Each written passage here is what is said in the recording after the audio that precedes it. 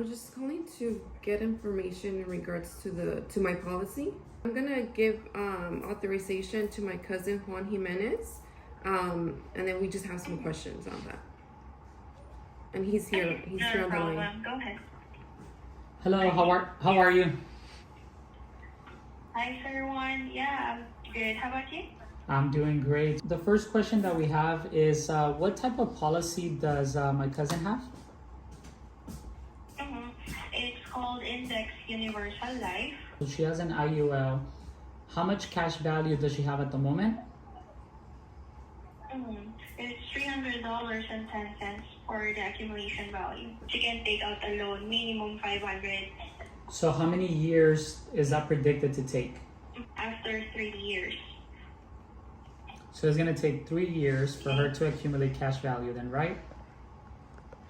Yes. So let me ask you this. So it's going to take 3 years for her to accumulate any type of her savings. And if she wants to take her money out, what would her loan interest be? Yeah. Loan interest, that's going to be 5.30%. 5.30%. Loan interest. 5.30%. Yeah. What's her death benefit, ma'am? Death benefit, $200,000. So she pays $100 a month for $200,000 in coverage. She has zero savings for the first 3 years. Now, my question is this: it's an IUL. So, what's her actual cost of insurance rate at this moment?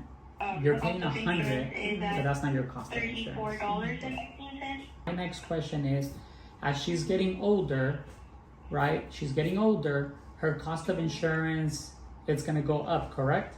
That is correct, sir. That's because you guys are taking money from where to pay for the remaining of the cost of insurance, if I may ask? If it increases and she keeps on paying $100, Right.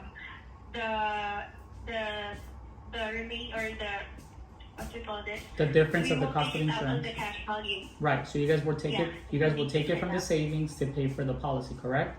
Mhm. And what would happen? Yes, that is correct. And what happens if the savings get to zero?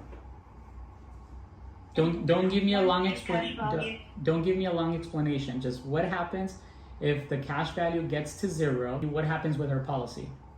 If the cash value runs out, that's the time that she will receive a lapse or pending lapse letter.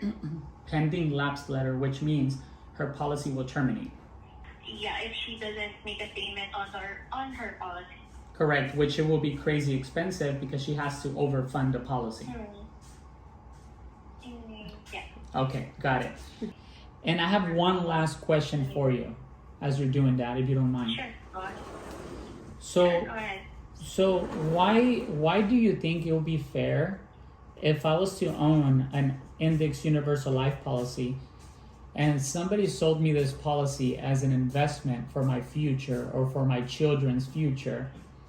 But why would it be fair for me to borrow my own money? Isn't that my money in the first place? Yeah. I mean, it's not too much to think of. Why would I have to pay a 5.30% of my own savings? Isn't that my savings in the first place? Yes, actually. So, partial withdrawal request, if you wanted to take it out without paying it back, you can. It's just that... Right, but eventually, ma'am, don't you take it out of my death benefit if I don't pay it back? Yeah, it will be deducted on the death benefit. So I still pay it regardless, because if I don't pay it back, you guys will take it from my death benefit. If I do pay it back, I pay with the interest. I just want to know, why is this fair though? Like, why is this fair? Why would people sell this as an investment when it's not an investment? It's a cash value policy. Yeah, in my own opinion, it shouldn't be on a level that's what will happen.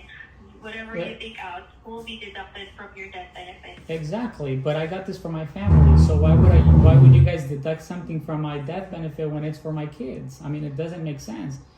And another thing, it takes 3 years for me to accumulate money. I'll rather have it under the mattress, and I'll have money instantly. I don't know. It was just a question because it doesn't make sense for me. But, thank you so much for that.